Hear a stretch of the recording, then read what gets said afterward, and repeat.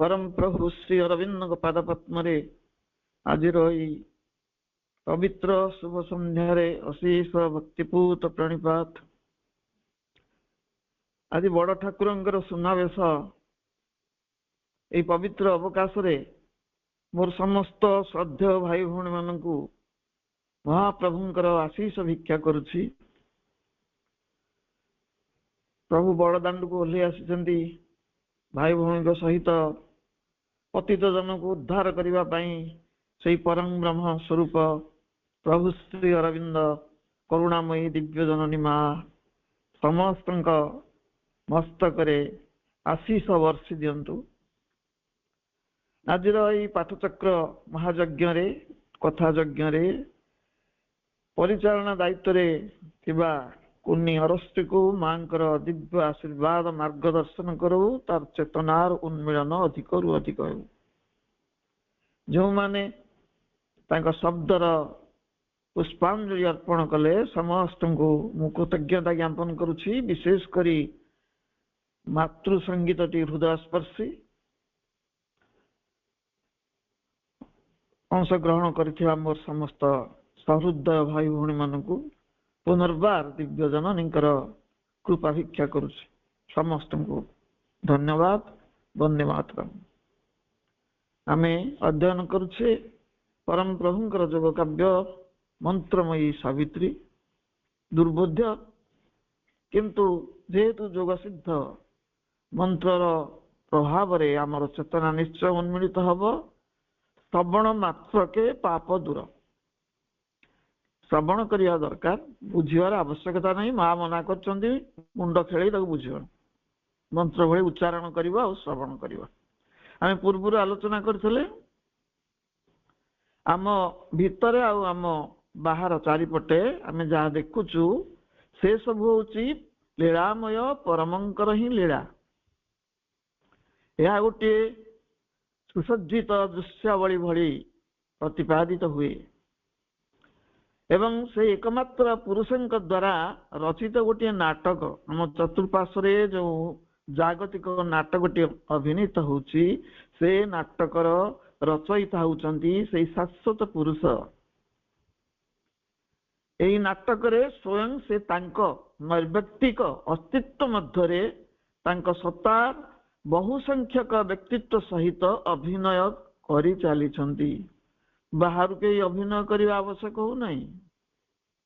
तांकरी सत्तार सृष्ट होइथिबा सत्ता मानक सहित तांकर अभिनय चली। यह तांकर गोटे खेला गोटे सुचिंतित योजना एवं तांकर गोटे लीला जहाँ तांक विश्व सत्तार विशाल नमनीय तथा गठन समर्थ उपादान मध्य कार्यकारी हेबारे लागिछि। परमंक परिकल्पित सही योजना रे आमको जदि भाग नबाकू हेबो तबे आमको अज्ञानतार विभाजन मध्यरु ज्ञानर एकत्व मध्य को उठी जीवाकू हेबो। आमे मन द्वारा चालित मनुष्य मन होची विभाजनकारी अहंकारी से सबु क्षेत्र रे विभाजन सृष्टि करे ता एक अज्ञानता। मनर फांदरु मुक्त हेले आमे ज्ञानर एकत्व मध्य को उठिबाकू समर्थ हवा। आज जो आलोच्य पंक्ति परवर्ती पंक्ति रे प्रभु उल्लेख कले our outward happenings have their seed within and even this random fate that imitates chance, this mass of unintelligible results are the dumb graph of truths that work unseen. The laws of the unknown create the known. Our outward happenings have their seed within, and even this random fate that imitates chance, this mass of unintelligible results, are the dumb graph of truths that work unseen. The laws of the unknown create the known. Random अर्थ होची एने तेने विक्षिप्त होई पड़िथिबा half hazard होई रहिथिबा। Unintelligible जोटा बुद्धिर अगम्य दुर्बोध्य ଆମ intelligence ଦ୍ୱାରା ଆମେ ଯାହାକୁ ବୁଝିପାରିବାନି। ଆଉ ଅନ୍ୟ ହଉଛି ତ ଅଜ୍ଞାତ। ତାର ସାଧାରଣ ଭାବାର୍ଥ ହଉଛି ସମସ୍ତ ବାହ୍ୟ ଘଟଣା ବଳୀର ବୀଜ ଆମ ମଧ୍ୟରେ ନିହିତ ହୋଇ ରହିଛି। ବାହାରେ ଯୋଉ ଘଟଣା ସବୁ ଘଟୁଛି ତା ମଞ୍ଜିଟି ଆମ ଭିତରେ। ଏପରିକି ଆମ ନିୟତି ଉଦ୍ଦେଶ୍ୟହୀନ ଭାବରେ ଆକସ୍ମିକତାକୁ ଅନୁସରଣ କରି କାମ କରିଥାଏ। ଆମର ଯୋଉ ଭାଗ୍ୟ, ଆମର ଯୋଉ ନିୟତି, ସେ ଉଦ୍ଦେଶ୍ୟହୀନ ଭାବରେ ବି କାମ କରେ ଏବଂ ଆକସ୍ମିକ ଘଟଣାକୁ ମଧ୍ୟ ଅନୁସରଣ କରେ।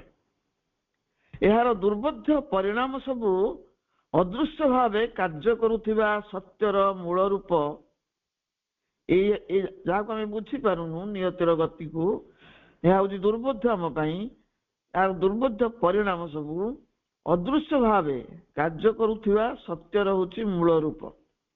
ଅଦୃଶ୍ୟରେ ଗୋଟେ ସତ୍ୟ କାର୍ଯ୍ୟ କରୁଛି, ତାରି ମୂଳ ସ୍ୱରୂପ ହଉଛି ପରିଣାମ। ଅଜ୍ଞାତର ବିଧାନ ଜ୍ଞାତକୁ ହିଁ ସୃଷ୍ଟି କରିଥାଏ। ଅଜ୍ଞାତର ଯୋଉ ବିଧାନ ସେ ଜ୍ଞାତବ୍ୟ ବିଷୟ ଗୁଡିକୁ ସୃଷ୍ଟି କରେ। ତାର ବିଶେଷ ତାତ୍ପର୍ଯ୍ୟ ହଉଛି ଆମ ଜୀବନରେ ଯେଉଁ ଘଟଣା ସବୁ ଘଟିଥାଏ ତା ଆକସ୍ମିକ ନୁହେଁ। ଆମେ ଭାବୁ ହଠାତ୍ କଣ ହେଇଗଲା, ହଠାତ୍ ଘଟିଗଲା। ତାହା ଆକସ୍ମିକ ଘଟଣା ନୁହେଁ, ହଠାତ୍ ଆସିନଥାଏ। ତାର ମଞ୍ଜି ବା ମୂଳ ସୂତ୍ର ଆମ ଭିତରେ କେଉଁଠି ଲୁଚି ରହିଛି। ସେଟା ଘଟିବ ବୋଲି ଆଗକୁ ତା ପୂର୍ବରୁ ତାର ବୀଜ ବା ମଞ୍ଜି ବା ମୂଳ ସୂତ୍ର ଆମ ଭିତରେ ଲୁଚି ରହିଛି। ତାହା ବୁଝି ନପାରି ଆମେ ବାହ୍ୟ ଭାବରେ ସେ ସବୁର କାରଣ ଖୋଜୁ ଏବଂ ଶେଷରେ କେବଳ ଯୁକ୍ତିସିଦ୍ଧ ଅନୁମାନରେ ଉପନୀତ ହେଇଯାଉ। ଆମେ ବୁଝିପାରୁନା ତାର ମଞ୍ଜି କୋଉଟା ଆମ ଭିତରେ ଅଛି, କାରଣ ଆମେ ଅନ୍ତର୍ମୁଖୀ ନୁହଁ। ବହିର୍ମୁଖୀ ଭାବରେ ଆମେ ତାର କାରଣ ସବୁ ଖୋଜୁ ଏବଂ ଶେଷରେ ଆମେ କଣ ଦେଖୁ, ଆମର ଯୁକ୍ତି ବୁଦ୍ଧି ଅନୁସାରେ ଆମେ କୋଉଠି ଉପନୀତ ହେଇଯାଉ, ଗୋଟେ ଅନୁମାନ ଉପରେ। ଏଇ ଅନୁମାନ ଅନେକ ସମୟରେ ସତ୍ୟ ହୁଏ ନାହିଁ, କାରଣ ତାର ମୂଳଟି ଗୋପନରେ ଆମ ଭିତରେ କେଉଁଠି ରହିଥାଏ, ଆମେ ତାହା ଜାଣିନଥାଉ। ଘଟଣାର ମୂଳ ବୀଜ କୋଉଠି ଆମ ଭିତରେ ଅଛି ତାହା ଜାଣିନଥିବାରୁ ଯୋଉ ବିଭିନ୍ନ ପ୍ରକାର ଅନୁମାନ ଆମେ କରୁ, ସେ ଅନୁମାନ ସତ୍ୟ ହୁଏ ନା। ଯାହା ଘଟେ ବ୍ରହ୍ମାଣ୍ଡେ ତାହା ଘଟେ ଏ ପିଣ୍ଡେ। ପ୍ରାତିଭାସିତ ସତ୍ୟର ଅନୁସରଣ କରି ଆମେ ଯେଉଁ ସିଦ୍ଧାନ୍ତରେ ପହଞ୍ଚୁ, ସେ କ୍ଷେତ୍ରରେ ଆସୁଥିବା ଆନ୍ତର ନିର୍ଦ୍ଦେଶକୁ ଆମେ ଜାଣିପାରୁନା। ଆମେ ବହିର୍ମୁଖୀ ବାହାର ବ୍ରହ୍ମାଣ୍ଡକୁ ଦେଖୁଛୁ, ସେଠି ଯାହା ପ୍ରତିଭାସିତ ହଉଛି, ଯାହା ଦେଖାଯାଉଛି, ତାକୁ ଆମେ ସତ୍ୟ ବୋଲି ଭାବି ଅନୁସରଣ କରୁ ଏବଂ ନିଜେ ନିଜେ ଗୋଟେ ସିଦ୍ଧାନ୍ତ ବାହାର କରୁ, ସିଦ୍ଧାନ୍ତରେ ଉପନୀତ ହେଇଯାଉ। କିନ୍ତୁ ସେ କ୍ଷେତ୍ରରେ ଆସୁଥିବା ଆନ୍ତର ନିର୍ଦ୍ଦେଶକୁ ଆମେ ଜାଣିପାରୁନା। ଆମ ଆନ୍ତର ସତ୍ତା କଣ କହୁଛନ୍ତି ସେ ବାବଦରେ ଶୁଣିବା ପାଇଁ ଆମକୁ ବେଳ ନଥାଏ, ଅବକାଶ ନଥାଏ। ପ୍ରାତିଭାସିତ ସତ୍ୟ ଅର୍ଥ ଯାହା ସତ୍ୟ ଭଳି ଜଣା ପଡୁଥାଏ କିନ୍ତୁ ପ୍ରକୃତରେ ସତ୍ୟ ନୁହେଁ, ତାକୁ ପ୍ରାତିଭାସିତ ସତ୍ୟ ବୋଲି କହନ୍ତି। ସତ୍ୟ ଭଳି ସେ ଜଣା ପଡେ। ଆମେ ଯଦି ଆମ ଭିତରେ ଥିବା ଆତ୍ମାର ପରିଚୟ ଲାଭ କରିଥାନ୍ତେ, ତେବେ ବାହାର ବିଶ୍ୱର ଅତି ବିଶାଳ ସମାହାର ଭିତରେ ଗୋଳମାଳରେ ନ ପଡି ସବୁ ଘଟଣାର ମୂଳ କାରଣକୁ ଜାଣିପାରନ୍ତେ ଏବଂ ଜୀବନଟି ପ୍ରମାଦଗ୍ରସ୍ତ ହୁଅନ୍ତା ନାହିଁ। ଅସଲ ରହସ୍ୟ ସେଇ ପୁରୁଷୋତ୍ତମଙ୍କର, ଯିଏ ଆମ ଭିତରେ ଅବସ୍ଥାନ କରୁଛନ୍ତି, ଉତ୍ତମ ପୁରୁଷ, ଆମ ଚୈତ୍ୟ ସତ୍ତା। ଯେତେବେଳେ ଆମେ ତାଙ୍କର ପରିଚୟ ଲାଭ କରିନାହୁଁ, ପରିଚୟ ଲାଭ ଯଦି କରିଥାନ୍ତେ, ତେବେ ବାହାର ବିଶ୍ୱରେ ଯାହା ସବୁ ଘଟୁଛି, ଏ ଯୋଉ ବିଶାଳ ସମାହାର ସବୁ ସୃଷ୍ଟି ହେଇଛି, ଆମେ ସେଠି ଯୋଉ ଦ୍ୱନ୍ଦ୍ୱରେ ପଡୁଛୁ, ଗୋଳମାଳରେ ପଡୁଛୁ, ସେ ସବୁ ହୁଅନ୍ତାନି। ସବୁ ଘଟଣାର ମୂଳ କାରଣକୁ ଆମେ ଜାଣିଯାଆନ୍ତେ ଏବଂ ଜୀବନ ଆମକୁ ପ୍ରମାଦଗ୍ରସ୍ତ ପ୍ରତୀତ ହୁଅନ୍ତା ନାହିଁ। ଆମ ଜୀବନରେ ଅନିବାର୍ଯ୍ୟ ଭାବେ ଘଟିବାକୁ ଥିବା ଘଟଣାକୁ ଆମେ ନିୟତି ନିର୍ଦ୍ଧାରିତ ବୋଲି କହୁ ଏବଂ ତାହାକୁ କେହି ଟାଳି ପାରିବେ ନାହିଁ ବୋଲି ଭାବୁ। ଯାହା କିଛି ଘଟୁଛି ଅନିବାର୍ଯ୍ୟ ଭାବରେ, ଆଉ ତ ଆମେ ଆଗରୁ ଜାଣିନଥାଉ ଏବଂ ଆଗକୁ କଣ ଘଟିବାକୁ ଅଛି ଆମେ ତାକୁ ଭାବୁ ଏଗୁଡିକ ସବୁ ହଉଛି ନିୟତି ନିର୍ଦ୍ଧାରିତ ଏବଂ ତାକୁ ଆମେ କେହି ଟାଳି ପାରିବୁ ନାହିଁ। ଶକ୍ତି ଅଛି ଅବା କାହାର ଜଗତେ ନିୟତିକୁ ନେବ ନିଜ ଇଚ୍ଛା ମତେ। ଆମେ ଏଇ କଥା ଜାଣିଛୁ, ନିୟତି ଆମ ଅଧୀନ ନୁହଁ, ଆମେ ତାର ବିଧାନକୁ ଟାଳି ପାରିବା ନାହିଁ, ଏଇଭଳି ଭାବୁ। ଆମର ସେସବୁ ଘଟଣା ଉପରେ କୌଣସି ନିୟନ୍ତ୍ରଣ ନଥାଏ, ଯାହା ଘଟିଯାଏ ଆମେ ତାକୁ ନିୟନ୍ତ୍ରଣ କରିପାରିବା ନାହିଁ। କେତେକ ଘଟଣା ହଠାତ୍ ଘଟିଥିଲେ ଆମେ ତାକୁ ଚାନ୍ସ ବା ଦୈବ ଯୋଗ ବୋଲି କହିଥାଉ। ଯଦି କିଛି ଘଟଣା ଦୈବାତ ଘଟିଯାଏ ଆମ ଜୀବନରେ ହଠାତ୍ ପୂର୍ବ ସୂଚନା ନ ଦେଇକିରି, ତାହେଲେ ଆମେ ତାକୁ କହୁ ଦୈବ ଯୋଗ। ସେଇ ଆକସ୍ମିକ ଘଟଣା ଗୁଡିକ ଆଉ କିଛି ନୁହେଁ, ତାହା ହିଁ ନିୟତି ବା ଦୈବ ଯୋଗ ରୂପେ ଆସିଥାଏ। ଯୋଉ ଆକସ୍ମିକ ଘଟଣା ଆସେ ସେ ନିୟତି ନିର୍ଦ୍ଦିଷ୍ଟ, ତାହା ହିଁ ଆମ ପାଇଁ ଦୈବ ଯୋଗ। କର୍ମର ଜଟିଳତାକୁ ବୁଝିବା ଆମ ବୁଦ୍ଧି ଦ୍ୱାରା ସମ୍ଭବ ନୁହେଁ। ସେଥିପାଇଁ ଭଗବତ ଗୀତାରେ କୁହାଯାଇଛି ଗହନୋ କର୍ମଣା ଗତି।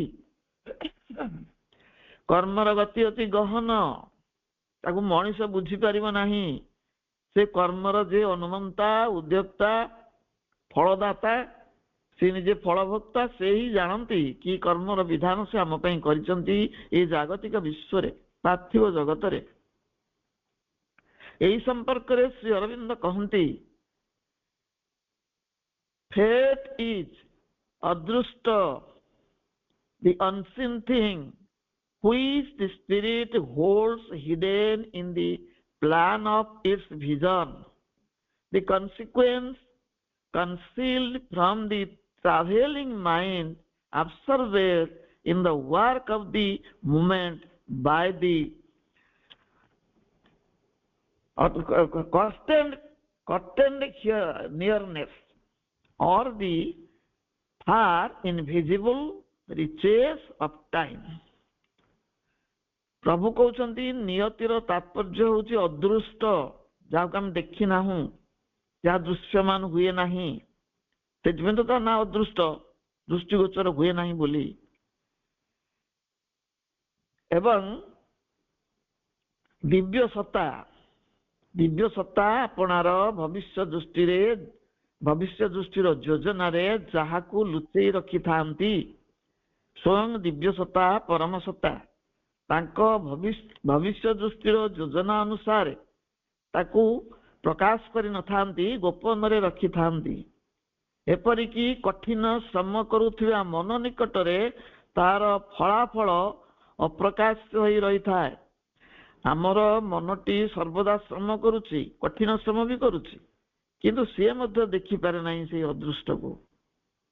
ଆମ ବାହ୍ୟ ଚେତନାର ଅନ୍ତରାଳରେ ସୂକ୍ଷ୍ମ ଜଗତର ଯେଉଁ ସତ୍ୟ ସବୁ କାର୍ଯ୍ୟକାରୀ ହୁଏ, ସେ ସବୁର ସାଙ୍କେତିକ ସୂଚନା ବାହ୍ୟ ଘଟଣା ରୂପେ ଆମ ଜୀବନ ମଧ୍ୟକୁ ଆସିଥାଏ। ଆମ ଚେତନା ଯାହାକୁ ଜାଣିପାରେ ନା, ତାର ଅନ୍ତରାଳରେ ଯାହା ସବୁ ଘଟୁଛି, କିଛି କିଛି ସାଙ୍କେତିକ ସୂଚନା ମିଳୁଛି, ସେଗୁଡିକ ବେଳେ ବେଳେ ବାହାର ଘଟଣା ରୂପେ ଆମ ଜୀବନରେ ଘଟିଥାଏ।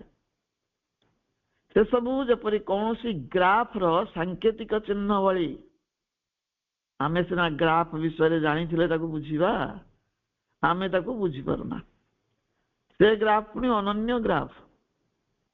ବାସ୍ତବରେ ଯେକୌଣସି ଘଟଣାର ପଶ୍ଚାତରେ ଥିବା ସତ୍ୟ ସହିତ ଆମେ ପରିଚିତ ନଥାଉ। ଯାହା ସବୁ ଘଟୁଛି ତା ପଶ୍ଚାତରେ ନିଶ୍ଚିତ ଭାବରେ କିଛି ସତ୍ୟ ରହିଛି। ସତ୍ୟକୁ ଆଧାର ନ କଲେ କୌଣସି ଘଟଣା ଘଟିବ ନାହିଁ। କିନ୍ତୁ ଯୋଉ ସତ୍ୟଟି ନିହିତ ଥାଏ, ଆମେ ତା ସହିତ ପରିଚିତ ନଥାଉ। ସେଇ ଘଟଣାର ମଞ୍ଜଟି ଆମ ଭିତରେ ଥାଏ, ତାର ଯୋଉ ମଞ୍ଜ ସାରବତ୍ତା, ସେ କିନ୍ତୁ ଆମ ଭିତରେ ଥାଏ, ଆମ ଅଭ୍ୟନ୍ତରରେ। ମାତ୍ର ଆମେ କେବେ ପ୍ରତ୍ୟେକ ଘଟଣାକୁ ଦେଖିପାରୁନା ଏବଂ ପ୍ରତ୍ୟେକ ଘଟଣାକୁ ନାସ୍ତିବାଚକ ରୂପେ ଗ୍ରହଣ କରୁ। ଆମେ କେବଳ ପ୍ରତ୍ୟେକ ଘଟଣାର ନାସ୍ତିବାଚକ ଦିଗଟାକୁ ବା ନେଗେଟିଭ ସାଇଡଟିକୁ ଦେଖୁ। ଆମ ମନ ଯାହା ଜାଣେ ତାହା ଅଜ୍ଞାତ ଅନନ୍ତଙ୍କର ବିଧାନର କିଛି ଅଂଶ ମାତ୍ର, ମନର ଆଂଶିକ ଜ୍ଞାନ। ସେ ଆଂଶିକ ସତ୍ୟକୁ ଦର୍ଶନ କରେ, ପୂର୍ଣ୍ଣ ସତ୍ୟକୁ ଦର୍ଶନ କରିପାରେ ନାହିଁ। ତେଣୁ ଅନନ୍ତ ଯାହା ବିଧାନ କରିଛନ୍ତି परमेश्वर से विधान किछि अंश मात्र से देखिपारे बा जानिपारे। देश कालर सीमा भितरे जहा घटे से समस्तर उत्स हेले सही अज्ञात परम। आम देश काल सीमा भितर आम दृष्टि भितर जहाँ सब घटुची से समस्तर उत्स किए से अज्ञात परम जहाँ आम जानिनु। तांख विधान ही जागतिक घटना सबको जात करिथाए। ए जगत रे जो जागतिक घटना सब घटुची तार सृष्टिकर्ता होचंदी सेही विधाता एवं से सबको नियंत्रण मध्य से करिथांती। मन ज्ञान अन्वेषणर एक साधन मात्र। मन ज्ञान अन्वेषण करुची तार गोटे उपकरण साधन मात्र। संभावना गुड़ी को मन धरी पारे नहीं। कौन घटिबाकु जाउची आगुकु कि संभावना अछि मन ताहा धारण करि पारे ना। अदृश्य थिबा सही सब सूक्ष्म जगत सहित संपर्क लाभ कले आम जीवनर अनेक अमीमांसित समस्या समाधान हेई पारिबो। बहु सूक्ष्म जगत अच्छी अदृश्य रे आमको गोटे जगत देखा होची दृश्यमान। ब्रह्मांड माଳ माଳ होई तो लोमकूपे विराज होई असंख्य ब्रह्मांड असंख्य जगत अदृश्य से गुड़िक विद्यमान। अदृश्य थिबा सही सूक्ष्म जगत सहित आमर संपर्क नहीं। संपर्क लाभ कले आम जीवनर अनेक अमीमांसित समस्या समाधान हेई पारिबो। जो समस्या को आम समाधान करि पारुनु सूक्ष्म जगत सहित आमर संपर्क आसिले आमे ताहा सहजरे समाधान करि देई पारिबा। अज्ञातंकर सही विधान को अनुसरण करी विश्व किपरि एक दिव्य संरचना विकास लाभ करुछि से कथा श्री अरविंद गोटे वाक्य रे प्रकाश करिसंति।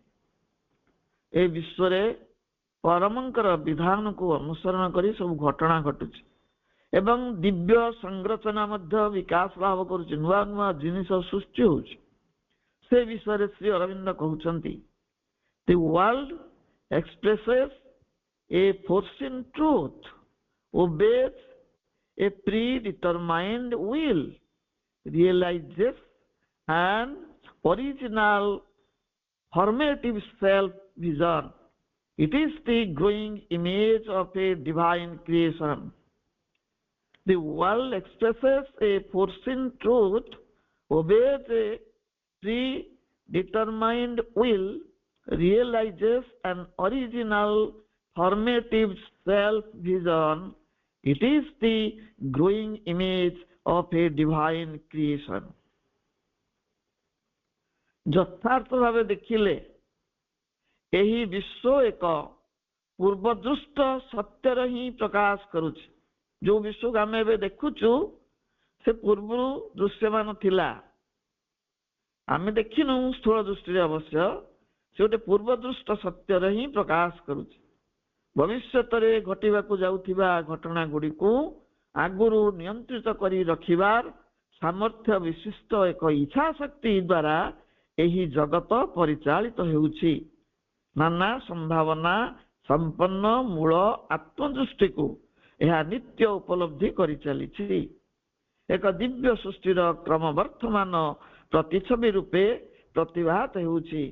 एक कथा श्री अरविंद लाइव डिवाइन रे कहिसंती। लाइव डिवाइन ए कथा कहिसंती यथार्थ भाव यदि आम लक्ष्य करिबा ए विश्व पूर्वरु दृश्यमान हेथिबा सत्यर गोटे परिप्रकाश। भविष्यत रे जहा घटिबाकु जाउछि से घटना गुडी को आगुरु नियंत्रित करी रखिबार सामर्थ्य विशिष्ट गोटे इच्छा शक्ति रही। से इच्छा शक्ति द्वारा यही जगत परिचालित होउछि। इच्छा मनकर से इच्छा शक्ति आगुरु कौन घटिबो ताकु से नियंत्रण करुछि पूर्वरु एवं से इच्छा शक्ति द्वारा परिचालित होउछि। नाना संभावना संपन्न मूल आत्मदृष्टि को यह नित्य उपलब्धि करि चलिछि। जेते सब संभावना रही ताकू केवल आत्मदृष्टि ही देखि पारिबो। ଏବଂ ସେଇ ଆତ୍ମଦୃଷ୍ଟି ହିଁ ତାକୁ ଉପଲବ୍ଧି କରୁଛି। ଏକ ଦିବ୍ୟ ସୃଷ୍ଟିର କ୍ରମବର୍ତ୍ତମାନ ପ୍ରତିଛବି ରୂପେ ତାହା ପ୍ରତିଭାତ ହେଉଛି, ପୂର୍ବରୁ ପ୍ରତିଭାତ ହେଉଛି। ତାହା ଗୋଟିଏ ଦିବ୍ୟ ସୃଷ୍ଟିର ପୂର୍ବ ଦୃଶ୍ୟ ବା ସମ୍ଭାବନା। ପରବର୍ତ୍ତୀ ପଂକ୍ତିରେ ପ୍ରଭୁ ଉଲ୍ଲେଖ କଲେ,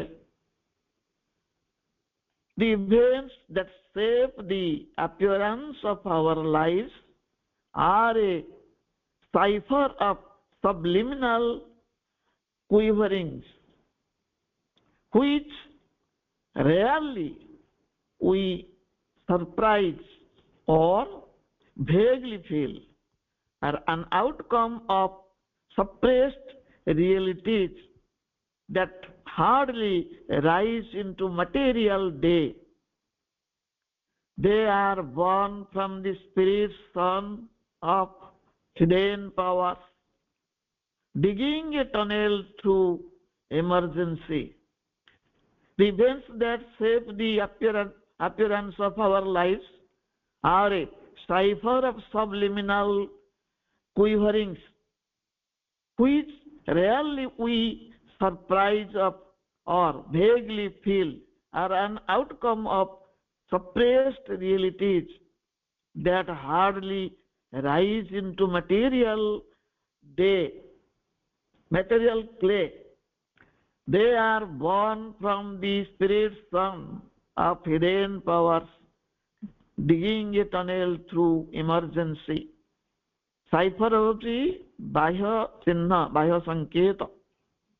ଆମେ ଜାଣିଛେ ସବଲିମିନାଲ ଅର୍ଥ ମଗ୍ନ ଚେତନା, ଆଉ କୁଇଭରିଂ ଅର୍ଥ ହେଉଛି ସ୍ପନ୍ଦିତ ହେଉଥିବା, କମ୍ପିତ ହେଉଥିବା। ଯେଉଁ ସବୁ ଘଟଣା ଆମ ବାହ୍ୟ ରୂପକୁ ଗଢି ତୋଳନ୍ତି ସେସବୁ ହେଲା ଆମ ମଗ୍ନ ଚେତନାର ସ୍ପନ୍ଦନ ମାନଙ୍କର ସାଙ୍କେତିକ ଲିପି ସଦୃଶ। ଆମ ବାହ୍ୟ ଜୀବନରେ ଯାହା ସବୁ ଘଟୁଛି, ଯାହା ଆମ ବାହ୍ୟ ରୂପକୁ ନିର୍ମାଣ କରୁଛି, ସେ ସବୁ କଣ ନା ଆମ ମଗ୍ନ ଚେତନାର ହେଉଛି ସ୍ପନ୍ଦନ ମାନଙ୍କର ସାଙ୍କେତିକ ଲିପି ବା ସଂକେତ ସଦୃଶ। ସେଗୁଡ଼ିକୁ ଆମେ କ୍ୱଚିତ ଅସ୍ପଷ୍ଟ ରୂପେ ଅନୁଭବ କରିଥାଉ। ଭିତରୁ ଯୋଉ ସ୍ପନ୍ଦନ ଆସେ ଆମେ ତାକୁ ସ୍ପଷ୍ଟ ରୂପରେ ଅନୁଭବ କରିପାରୁନା, ଯେହେତୁ ବହିର୍ଚେତନାରେ ବାସ କରୁ। ସେସବୁ ହେଉଛନ୍ତି ଭିତରେ ଲୁଚି ରହିଥିବା ସତ୍ୟ ସବୁର ପରିପ୍ରକାଶ। ସେଇ ଯୋଉ ସ୍ପନ୍ଦନ ଗୁଡିକ ହଉଛି ସତ୍ୟର ସ୍ପନ୍ଦନ, ଗୋପନ ସତ୍ୟର ସ୍ପନ୍ଦନ, ଯାହା ଗୁପ୍ତ ଭାବରେ ଆମ ଭିତରେ, ଆମ ଅନ୍ତରରେ ନିହିତ। ଭୌତିକ ସ୍ତରକୁ ସେମାନେ କ୍ୱଚିତ ଉଠି ଆସନ୍ତି, ଏତେ ବେଶୀ ଆସନ୍ତିନି। ଭୌତିକ ସ୍ତରକୁ କ୍ୱଚିତ ଆସନ୍ତି। ସେସବୁ ଆମ ଆତ୍ମାର ଗୋପନ ଶକ୍ତି ସୂର୍ଯ୍ୟରୁ ଜନ୍ମ ନେଇଥାନ୍ତି।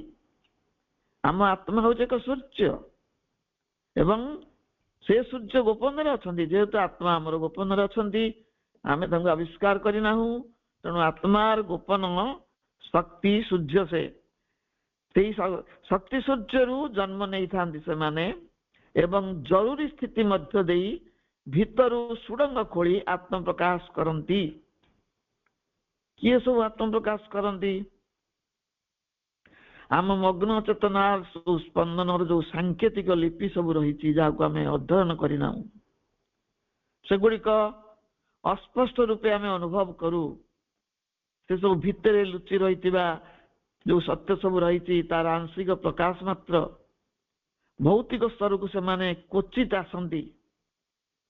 ସେ ହେଉଛନ୍ତି ଆମ ଆତ୍ମାର ଗୋପନ ସୂର୍ଯ୍ୟରୁ ଜନ୍ମ ନେଇଥିବା, ଜରୁରୀ ସ୍ଥିତି ମଧ୍ୟ ଦେଇ ଭିତରୁ ସୁଡ଼ଙ୍ଗ ଖୋଳି ଆତ୍ମପ୍ରକାଶ କରୁଥିବା ସତ୍ୟ ସବୁ। ଅର୍ଥାତ୍ ଯେଉଁ ଘଟଣା ସବୁ ଆମ ବାହ୍ୟ ଜୀବନକୁ ଗଢିଥାନ୍ତି, ସେମାନେ କେବଳ ବାହ୍ୟ ଭାବରେ କ୍ରିୟାଶୀଳ ହୋଇନଥାନ୍ତି, ସେସବୁ ଆମ ଭିତରୁ ଆସିଥାନ୍ତି। ବାହାରେ ଆମ ଜୀବନରେ ଯାହା ସବୁ ଘଟୁଛି ଆମେ ବାହ୍ୟ ଘଟଣା ଭାବରେ ତାକୁ ଭାବି ନେଉଛୁ, କିନ୍ତୁ ସେଗୁଡ଼ିକର ଯୋଜନା ଭିତରେ ଅଛି, ସେଗୁଡ଼ିକ ଭିତରୁ ଆସନ୍ତି। ଆମ ଭିତରେ ରହିଛି ମଗ୍ନ ଚେତନାର ଏକ ବିଶାଳ ଭୂମି, ସବଲିମିନାଲ କନସିୟସନେସ୍। ମଗ୍ନ ଚେତନାର ଏକ ବିଶାଳ ଭୂମି, ସେଇଠାରୁ ସେମାନେ ଉତ୍ପତ୍ତି ଲାଭ କରନ୍ତି। ଯୋଉ ଘଟଣା ସବୁ ଘଟନ୍ତି ଆକସ୍ମିକ ଭାବରେ, ସେଗୁଡ଼ିକ ମଗ୍ନ ଚେତନା ମଧ୍ୟରୁ ଉତ୍ପତ୍ତି ଲାଭ କରନ୍ତି। ମଗ୍ନ ଚେତନାର ସ୍ପନ୍ଦନ ରାଜି ଏକ ପ୍ରକାର ଗୁପ୍ତ ଲିପି ସଦୃଶ ଆସିଥାଏ। ମଗ୍ନ ଚେତନାର ଯୋଉ ସ୍ପନ୍ଦନ ଆସେ ତାହା ଗୋଟେ ଗୁପ୍ତ ଲିପି, ଗୋପନ ଚିଠି, ଗୋପନ ବାର୍ତ୍ତା, ତାକୁ କେହି ପଢିପାରିବାନି। ଯଦି ବା ଆମେ ତାର କିଛି ସଂକେତ ପାଉ ତାହା ଆମେ ସ୍ପଷ୍ଟ ରୂପେ ବୁଝିପାରୁନା, କିଛି ସଂକେତ ସେ ଆମକୁ ଦିଏ। ଯଦି ଆମେ ଟିକେ ସଚେତନ ହେଇଥିବା ସଂକେତର ସ୍ପନ୍ଦନକୁ ଅନୁଭବ କରିବା, କିନ୍ତୁ ସଂକେତକୁ ସ୍ପଷ୍ଟ ରୂପେ ବୁଝିପାରିବା ନାହିଁ। ଏଥିପାଇଁ ଆମ ଜୀବନର ଯଥାର୍ଥ ଅର୍ଥ ଆମ ଆଗରେ ପ୍ରକଟିତ ହୋଇପାରେ ନାହିଁ। ଯେହେତୁ ଅନ୍ତରର ସ୍ପନ୍ଦନକୁ ଆମେ ବୁଝିପାରୁନା, ଜୀବନଟି କାହିଁକି ଦିଆଯାଇଛି, କଣ ପାଇଁ, ଉପଭୋଗ କରିବା ପାଇଁ ନା ଉପଯୋଗ କରିବା ପାଇଁ, ସେ କଥା ଆମେ ବୁଝିପାରୁନା। ଆମ ଚେତନା କେବଳ ବାହ୍ୟ ପରିସରରେ ସୀମିତ ନୁହେଁ, ତାର ଅନେକ ବିସ୍ତୃତ କ୍ଷେତ୍ର ସବୁ ରହିଛି। ଯୋଉ ଚେତନାଟି ଆମକୁ ଦୃଷ୍ଟିଗୋଚର ହଉଛି ସେ ଆମକୁ ଲାଗୁଛି ବାହାରେ ରହିଛି। ବାହାର ଚେତନାଟି କେବଳ ଆମର ଦୃଷ୍ଟିଗୋଚର ହଉଛି, କିନ୍ତୁ ଆମର ଅନେକ କ୍ଷେତ୍ର ରହିଛି, ଚେତନାର ବିସ୍ତୃତ କ୍ଷେତ୍ର ସବୁ ରହିଛି। ଆମ ବାହ୍ୟ ଚେତନାର ପଶ୍ଚାତରେ ଅନେକ ସୂକ୍ଷ୍ମ ଭୂମି ରହିଛି, ଆଉ ସେଇ ସୂକ୍ଷ୍ମ ଭୂମି ଗୁଡିକ ଆମ ଚେତନାକୁ, ବାହ୍ୟ ଚେତନାକୁ ଧରି ରଖିଛି। ପ୍ରକୃତରେ ଭିତରେ ଅଛି ତାର ଭିତ୍ତିଭୂମି। ବାହ୍ୟ ଚେତନାର ଭିତ୍ତିଭୂମିଟି ଆମ ଭିତରେ ରହିଛି ଅତି ସୂକ୍ଷ୍ମ ଭାବରେ, ଏବଂ ସେଇ ବାହ୍ୟ ଚେତନାକୁ ଧାରଣ କରିକି ରହିଛି। ଭିତରର ଅନୁଭବ ନେଇ ଆମେ ବାହ୍ୟ ଘଟଣାକୁ ବୁଝିବାକୁ ପ୍ରୟାସ କରୁନା। ଆମେ ବାହ୍ୟ ଘଟଣାକୁ ବାହ୍ୟ ତ ଦେଖୁ, ଭିତରର ଅନୁଭବ ସିନା ଆମକୁ ପ୍ରାପ୍ତ ହେଲେ ଆମେ ଭିତରର ଅନୁଭବ ନେଇ ବାହ୍ୟ ଘଟଣାକୁ ବୁଝିଥାନ୍ତେ। ଶ୍ରୀ ଅରବିନ୍ଦ ମଗ୍ନ ଚେତନା ସମ୍ପର୍କରେ ଯୋଗ ପତ୍ରାବଳୀରେ ଉଲ୍ଲେଖ କରନ୍ତି, ଦି subliminal self stands behind and supports the whole superficial man। ପ୍ରଭୁ କହୁଛନ୍ତି ଯୋଗ ପତ୍ରାବଳୀରେ, the subliminal self stands behind and supports the whole superficial man। ଅର୍ଥାତ୍ ଏଇ ମଗ୍ନ ଚେତନାଟି ଆମ ବାହ୍ୟ ସତ୍ତାର ପଶ୍ଚାତରେ ରହିଛି। ଆମ ବାହାରକୁ ଯୋଉ ସତ୍ତାଟି ଦୃଶ୍ୟମାନ ହଉଛି ଆମେ ସେତିକି ନେଇ ସନ୍ତୁଷ୍ଟ, ଭିତରେ କଣ ଅଛି କେବେ ଅନୁସନ୍ଧାନ କରିନୁ, କାରଣ ଆମେ ଭିତରକୁ ଯାଏନୁ, ଆମର ଅନ୍ତର୍ଗତି ନାହିଁ, ବହିର୍ଗତି। ତେଣୁ ବାହ୍ୟ ସତ୍ତାର ପଶ୍ଚାତରେ କଣ ରହିଛି ମଗ୍ନ ଚେତନା ଭିତରେ କଣ ସବୁ ରହିଛି ତାକୁ ଆମେ ଜାଣିନୁ। ପ୍ରଭୁ କହୁଛନ୍ତି ମଗ୍ନ ଚେତନା ମଧ୍ୟରେ ଏକ ବୃହତ୍ତର ମନ, ବୃହତ୍ତର ପ୍ରାଣ ଏବଂ ଏକ ସୂକ୍ଷ୍ମ ଶାରୀରିକ ସତ୍ତା ରହିଛି। ମଗ୍ନ ଚେତନାରେ 3ଟି ଉପାଦାନ ରହିଛି ବୋଲି ପ୍ରଭୁ କହୁଛନ୍ତି। କଣ କହୁଛନ୍ତି? ମଗ୍ନ ଚେତନା ମଧ୍ୟରେ ରହିଛି ଗୋଟେ ବୃହତ୍ତର ମନ। ଆମ ବାହାରେ ଯୋଉ କ୍ଷୁଦ୍ର ମନ ତାଠୁ ଆହୁରି ବିଶାଳ ବୃହତ୍ତର ମନ ମଗ୍ନ ଚେତନାରେ ରହିଛି। ଆମର ଏଇ ଛୋଟିଆ ପ୍ରାଣଟି ପ୍ରତି ମୁହୂର୍ତ୍ତରେ ଖସି ଯାଉଛି, ତା ଅପେକ୍ଷା ଗୋଟେ ବୃହତ୍ତର ପ୍ରାଣ ସେଇ ମଗ୍ନ ଚେତନା ଭିତରେ ରହିଛି। ଏବଂ ଯୋଉ ଶରୀରକୁ ଆମେ ଦେଖୁଛୁ ସୀମିତ ଶରୀର, ତାର ଏକ ସୂକ୍ଷ୍ମ ଶାରୀରିକ ସତ୍ତା ମଧ୍ୟ ମଗ୍ନ ଚେତନା ଭିତରେ ରହିଛି। ଅର୍ଥାତ୍ ମଗ୍ନ ଚେତନା ଧାରଣ କରିଛି ସୂକ୍ଷ୍ମ ଶାରୀରିକ ସତ୍ତା, ବୃହତ୍ତର ପ୍ରାଣ ସତ୍ତା ଏବଂ ଏକ ବୃହତ୍ତର ମନ ସତ୍ତା। ସେମାନଙ୍କର ବିସ୍ତୃତି ବାହ୍ୟ ସତ୍ତା ଠାରୁ ଅନେକ ବିଶାଳ, ସେମାନେ ବହୁତ ପରିବ୍ୟାପ୍ତ। ଏହା ପଶ୍ଚାତରେ ଆମ ଅନ୍ତରାତ୍ମା ବିରାଜମାନ। ଏଗୁଡିକ ବିଶାଳ ହବାର କାରଣ ଏହାକୁ ଧାରଣ କରିଛନ୍ତି ଆମ ଅନ୍ତରାତ୍ମା। ଆମକୁ ସେ ଭଗବତ ଅଭିମୁଖୀ କରାଉଥାନ୍ତି। ନିରନ୍ତର ଭାବରେ ଆମ ଚୈତ୍ୟ ସତ୍ତା, ଆମ ଅନ୍ତରତା ସମରତ ଆମ ପାଇଁ କେବଳ ଆମକୁ ଭୋଗାଭିମୁଖୀ ନ କରି ଯୋଗାଭିମୁଖୀ କରିବାରେ ପ୍ରୟାସରତ, ଆମକୁ ଭଗବତ ଅଭିମୁଖୀ କରାଉଥାନ୍ତି। ଆମେ ବାହ୍ୟ ଘଟଣାବଳୀ ଦ୍ୱାରା ସେ ପ୍ରତାରିତ ହେଲେ ମଧ୍ୟ, ଯେତେ ଯନ୍ତ୍ରଣା ଭୋଗ କଲେ ବି ଆମେ କେବେ ଭିତରକୁ ଦେଖିବାକୁ ଚେଷ୍ଟା କରୁନା। ଆମକୁ ସେ ଭଗବତ ଅଭିମୁଖୀ କରୁଥାନ୍ତି, କିନ୍ତୁ ଆମେ ବାହ୍ୟ ଘଟଣାବଳୀରେ ବ୍ୟସ୍ତ ଥାଉ। ବାହ୍ୟ ଘଟଣାବଳୀ ଦ୍ୱାରା ପ୍ରତାରିତ ହେଲେ ମଧ୍ୟ, ଯେତେ ଯନ୍ତ୍ରଣା ଭୋଗ କଲେ ବି ଆମେ କେବେ ଭିତରକୁ ଦେଖିବାକୁ ଚେଷ୍ଟା କରୁନା। ସବୁ ଅଘଟଣା ଦୁର୍ଘଟଣାର କାରଣ କେବଳ ବାହାରେ ଖୋଜୁଥାଉ। ଆମ ଜୀବନ ତ ଦୁର୍ଘଟଣାମୟ। ପ୍ରତି ମୁହୂର୍ତ୍ତରେ ଦେଖୁନ, ରାସ୍ତାରେ ଘାଟରେ ଘରେ ବାହାରେ ସବୁଆଡେ ଦୁର୍ଘଟଣା, ସବୁଆଡେ ଅଘଟଣା ଘଟି ଚାଲିଛି। କିନ୍ତୁ ଏଇ ଅଘଟଣା ସମ୍ପର୍କରେ ଦୁର୍ଘଟଣାର କାରଣ ଆମେ ବାହାରେ ଖୋଜୁ। ଭିତରୁ ଆସୁଥିବା ନିର୍ଦ୍ଦେଶ ସହିତ ଆମର ସାକ୍ଷାତ ବହୁତ କମ ହେଇଥାଏ। ଭିତରଟି ଆମକୁ କଣ ନିର୍ଦ୍ଦେଶ ଦଉଛି ସେ ସମ୍ପର୍କରେ ଆମେ ତାକୁ ଶୁଣି ପାରୁନା। ତ ବାହାରେ କାନ ତ ଆମର ବାହାରେ ନା, ତେଣୁ ଭିତରୁ ଆସୁଥିବା ନିର୍ଦ୍ଦେଶ ସହିତ ଆମର ସାକ୍ଷାତ ବହୁତ କମ ହେଇଥାଏ। ଭିତରର ବିଶାଳ ଆଲୋକିତ ରାଜ୍ୟ ଏବଂ ବାହ୍ୟ ସତ୍ତା ମଧ୍ୟରେ ପରସ୍ତ ପରସ୍ତ ବହଳ ଅନ୍ଧକାରର ଆବରଣ ରହିଛି। ଆମ ଭିତରେ ଆମେ ଧାରଣ କରିଛୁ ଏକ ବିଶାଳ ଅଲୌକିକ ଆଲୋକିତ ରାଜ୍ୟ, ଏବଂ ବାହାରେ ଏ ଯୋଉ ବାହ୍ୟ ସତ୍ତା ମଧ୍ୟରେ ରହିଛି ପରସ୍ତ ପରସ୍ତ ସ୍ତର ସ୍ତର ହେଇ ବହଳ କଠିନ ଘନ ଅନ୍ଧକାର, ସେଇ ଆବରଣ ସବୁ ରହିଛି। ଆମ ଜୀବନର ଭିତ୍ତି ଓ ସମ୍ଭାବନା ରୂପେ ଅନେକ ସତ୍ୟ ଆମ ଭିତରେ ଅବଦମିତ ହୋଇ ରହିଛି। ଆମ ଜୀବନର ଯୋଉ ଭିତ୍ତି ବା ମୂଳଦୁଆ ଆଉ ତାର ସମ୍ଭାବନା ସ୍ୱରୂପ ବହୁତ ଘଟଣା ଆମ ଭିତରେ ଦବିକି ରହିଛି। ଆମ ଜୀବନର ଘଟଣାବଳୀ ସେ ସବୁର ପ୍ରଚ୍ଛନ୍ନ ପ୍ରଭାବର ପରିଣତି। ଆମ ଜୀବନରେ ଯାହା ସବୁ ଘଟୁଛି ସେ ଅବଦମିତ ସ୍ତରରୁ ସେଗୁଡିକ ଉଠି ଆସୁଛି। ସେ ହଉଛି ତାର ଗୋଟେ ପରିଣତି, ପ୍ରଚ୍ଛନ୍ନ ପ୍ରଭାବର ପରିଣତି, ଗୋପନ ପ୍ରଭାବର ପରିଣତି। ଜୀବନରେ ଆମର ଯାହା ସବୁ ଘଟୁଛି ବାହ୍ୟ ଚେତନା ମଧ୍ୟକୁ ପ୍ରବେଶ କରିବା ପାଇଁ ସେଗୁଡିକର ପ୍ରୟାସ ଲାଗି ରହିଥାଏ। ଭିତରୁ ଯାହା ଆସୁଛି ଅବଦମିତ ଅବସ୍ଥାରୁ ସେଗୁଡିକ ବାହ୍ୟ ଚେତନାରେ ପ୍ରବେଶ କରିବା ପାଇଁ ଚାହାନ୍ତି, ପ୍ରୟାସ ତାଙ୍କର ଲାଗି ରହିଥାଏ। ତଥାପି ଆମ ଅଭ୍ୟନ୍ତରସ୍ଥ ଆତ୍ମାଙ୍କ ଆଲୋକର ଅନେକ ଗୋପନ ଶକ୍ତି ରହିଛି, ଯାହା ଉପରକୁ ଆସି ବାହ୍ୟ ସତ୍ତାକୁ ପ୍ରଭାବିତ ତଥା ପରିବର୍ତ୍ତିତ କରିବା ପାଇଁ ଉପାୟ ଖୋଜୁଥାନ୍ତି। ଆମ ଅଭ୍ୟନ୍ତରସ୍ଥ ଯୋଉ ଆତ୍ମା ରହିଛି, ତାଙ୍କର ଆଲୋକିତ ସେଇ ଆତ୍ମା, ତାଙ୍କର ଅନେକ ଗୋପନ ଶକ୍ତି ରହିଛି, ଯାହା ସର୍ବଦା ଉପରକୁ ଆସିବାକୁ ଚାହାନ୍ତି, ବାହ୍ୟ ସତ୍ତାକୁ ପ୍ରଭାବିତ ତଥା ପରିବର୍ତ୍ତିତ କରିବା ପାଇଁ ଉପାୟ ଖୋଜୁଥାନ୍ତି। ସେଇ ଶକ୍ତି ସମଗ୍ର ଜରୁରୀ ପରିସ୍ଥିତି ସୃଷ୍ଟି କରି ଭିତରୁ ସୁଡ଼ଙ୍ଗ କାଟି ଉପରକୁ ଉଠି ଆସନ୍ତି। ସେଇ ଯୋଉ ଭିତରର ଶକ୍ତି ନା ତଳେ ଉଠିବାକୁ ସୁଯୋଗ ପାଆନ୍ତିନି, ସେମାନେ ଚାପ ସୃଷ୍ଟି କରନ୍ତି, ଜରୁରୀ ପରିସ୍ଥିତି ସୃଷ୍ଟି କରନ୍ତି ଏବଂ ଭିତରୁ ସୁଡ଼ଙ୍ଗ କାଟନ୍ତି ଏବଂ ଉପରକୁ ଉଠି ଆସନ୍ତି। ସେତେବେଳେ ବାହ୍ୟ ସତ୍ତା ପରିବର୍ତ୍ତନକୁ ସ୍ୱୀକାର କରିବାକୁ ବାଧ୍ୟ ହୁଏ।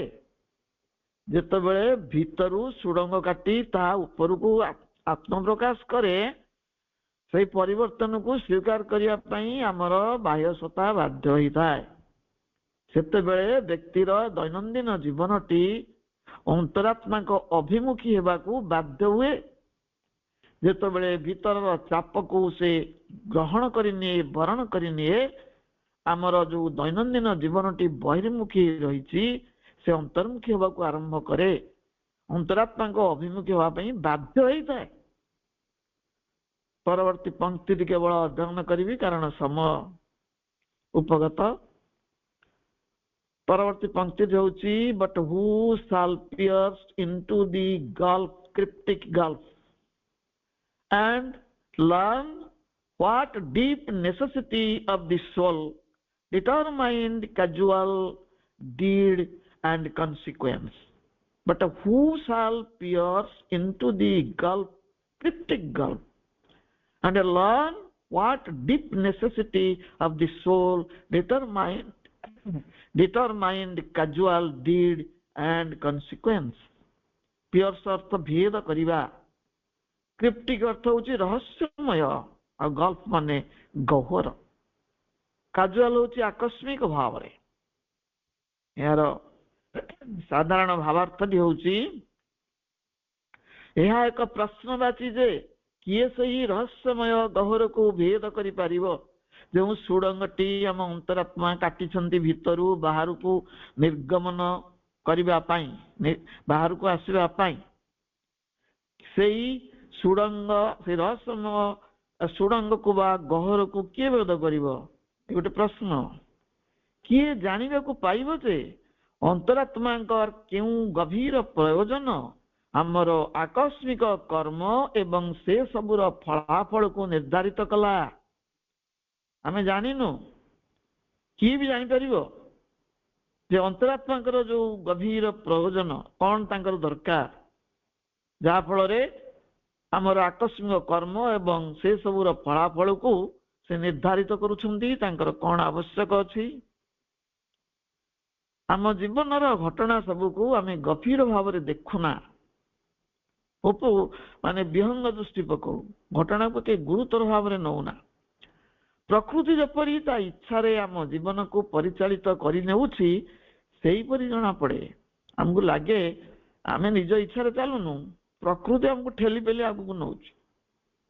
ଆମେ ଯେପରି ଆମର କର୍ମକୁ ବିବେଚନା କରିଥାଉ, ତାର ପରିଣାମକୁ ବାହ୍ୟ ଭାବରେ ଚିନ୍ତା କରିଥାଉ, ଆମେ ଆମ କର୍ମକୁ ସଠିକ ଭାବରେ ବିବେଚନା କରିପାରୁନା ଏବଂ କର୍ମକୁ ଯେଉଁଭଳି ଉପର ଠାଉରିଆ ଭାବରେ ଆମେ ବିବେଚନା କରୁ, ସେମିତି ବାହ୍ୟ ଭାବରେ ତାର ପରିଣାମକୁ ମଧ୍ୟ ବିବେଚନା କରୁ, ଚିନ୍ତା କରୁ। ତାହା ସେପରି କିନ୍ତୁ ହେଇନଥାଏ। ସେସବୁ କର୍ମ ଓ ତାର ଫଳାଫଳ ଆକସ୍ମିକ ଭାବେ ଘଟି ନଥାଏ। ସେ ସମସ୍ତ ଘଟଣାବଳୀ ଉପରେ ଆମ ଅନ୍ତଃପୁରୁଷ ଅର୍ଥାତ ଚୈତ୍ୟ ସତ୍ତାଙ୍କର ନିୟନ୍ତ୍ରଣ ରହିଥାଏ। ମାତ୍ର ଆମର ଅନ୍ତଃସତ୍ତା, ଅନ୍ତର ସତ୍ତା ଓ ବାହ୍ୟ ସତ୍ତା ମଧ୍ୟରେ ବିଶାଳ ବ୍ୟବଧାନ ରହିଛି, ଆକାଶ ପାତାଳର ପ୍ରଭେଦ। ଏକ ରହସ୍ୟମୟ ଗହ୍ୱର ଉଭୟ ମଧ୍ୟରେ ଅଛି। ଆମର ଅନ୍ତଃସତ୍ତା ଓ ବାହ୍ୟ ସତ୍ତା ମଧ୍ୟରେ ଗୋଟେ ଗହ୍ୱର ରହିଛି, ଯୋଉଟା ରହସ୍ୟମୟ। ସେଇ ବ୍ୟବଧାନକୁ କିଏ ବା ଅତିକ୍ରମ କରିବ ଏବଂ ଜାଣିପାରିବ ଯେ ଅନ୍ତରାତ୍ମାଙ୍କର କେଉଁ ଗୂଢ଼ ଆବଶ୍ୟକତା ଆମର କର୍ମ ତଥା କର୍ମଫଳକୁ ନିୟନ୍ତ୍ରଣ କରୁଛି, ଜାଣିପାରିବ ନାହିଁ। ପରବର୍ତ୍ତୀ ପର୍ଯ୍ୟାୟରେ ଆମେ ଏ ବିଷୟରେ ସବିଶେଷ ଆଲୋଚନା କରିବା, ଯଦି ମାଙ୍କର ଅନୁମତି ଥାଏ, ସୁଯୋଗ ଥାଏ। ସମସ୍ତଙ୍କୁ ଧନ୍ୟବାଦ। ବନ୍ଦେ ମାତରମ୍।